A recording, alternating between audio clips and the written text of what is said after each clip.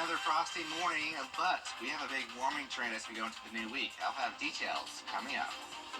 Now on News Channel 6 at 6, a beloved retired Olympic horse turned therapy horse is up for an award. How you can help coming up.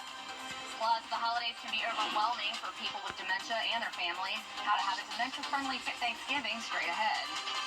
And how to stay safe if you're frying your Thanksgiving turkey. All this and more as your News at 6 starts right now. Live from Television Park, this is WJBF News Channel 6 at 6.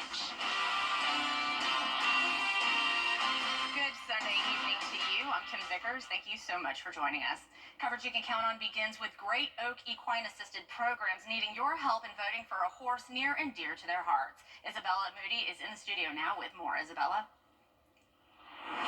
Great Oak teaches people of all ages with special needs, physical and cognitive disabilities to ride horses, while also teaching confidence and independence. And one horse is special to its riders. Great Oak, our tagline is "We change lives." If anybody's ever experienced being around a horse, having a horse to ride, having a horse to be your friend is so unique. They're an animal of flight, so it takes a while to gain their trust. And once you gain their trust and once they are able to communicate with you, it's an amazing bond. Arnie is a 16-year-old Irish sport horse being ridden by two Olympic riders, Philip Dutton and Doug Payne. In his post-Olympic career, Arnie has been with Great Oak Equestrian Programs for 3 years, helping with therapy riding. I think it's going to be a really great retirement for these guys, but they work quite a bit. We work with unbalanced riders. We work with riders that can be really loud or stimming, and it takes a lot. It takes a great brain to do therapeutic riding. He is up for the Heart Horse Award with the United States Equestrian Federation Community Outreach Program for therapeutic riding-assisted programs. Arnie was their nominee and is one of the 4 finalists. He has a really special connection with those people that are working with PTSD, anxiety, depression, and he really connected with one of our riders who was having a really hard time. He's just a great and playful guy that there's nothing on the saddle, there's nothing, it's just her and the horse. The award is for a horse who makes a difference in their community and changing people's lives. It helps many people, it helps the students, but it also helps their families. The families of these people need as much help as the students themselves, so we serve quite a number of people, and we think we make a difference. Vote for Arnie! The last day to vote for Arnie is November 30th. You can find where to vote for Arnie on WJBF.com. Back to you. All right, Isabella, thank you. And speaking of horses, Aiken's 31st Fall Steeplechase was held yesterday. The Steeplechase is Aiken's largest sporting event with both the fall and spring races bringing in thousands of spectators. There were 7 races for the Fall Steeplechase, a record for the most races at the event. Something new for this Steeplechase, a race named the South Carolina Jockey Club Cup. Why we named that race that is because Camden, Charleston, and Aiken, the 3 race meets in South Carolina, are reigniting the South Carolina Jockey Club, which is the oldest jockey club in the United States. So this is we've all gotten together to bring this back to life, and this is the very first race that we're going to have. The spring Aiken Steeplechase will be on March 22nd, 2025. And now we're going to send it on over to meteorologist Miller Hyatt with a first look at the Richmond County Sheriff's Office is asking for help in finding a missing man. 82-year-old Daniel Lewis was last seen leaving Wellstar MCG yesterday morning. Authorities believe Lewis was wearing a black hoodie and sweatpants. He's known to visit the area of Earl Street and Bennett Mill Road in Augusta.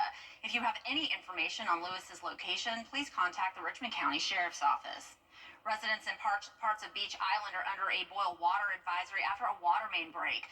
Beach Island Water District is advising customers living between the intersection of Key Plantation Road, Pine Log Road, and Project Road. The company says residents may experience low water pressure. Customers should boil their water for at least 1 minute for drinking and cooking.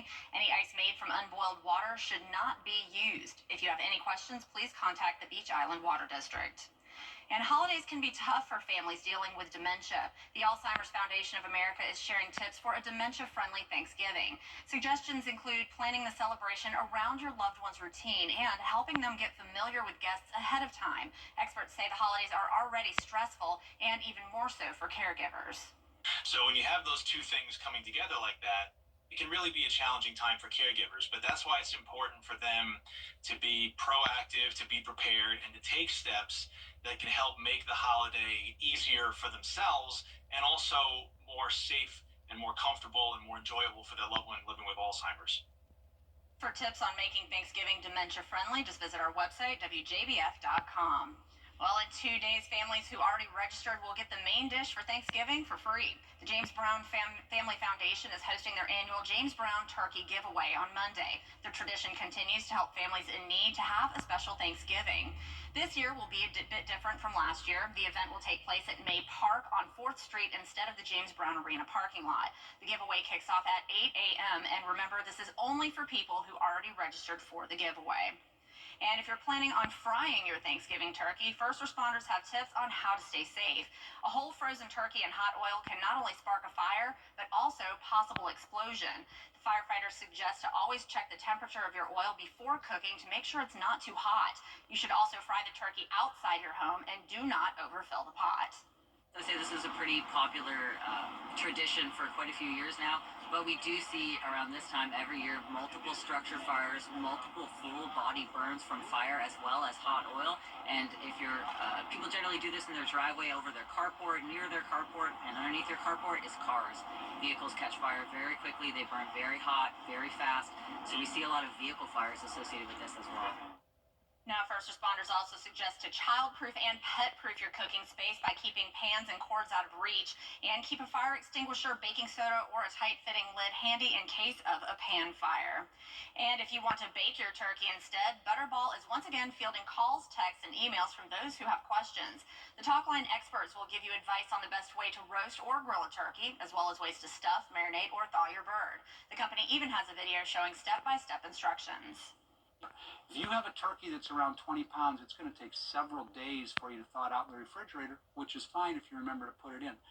If you have to use the cold water method, you can literally do it in a matter of hours. Make sure you have a reliable meat thermometer. This is your best friend.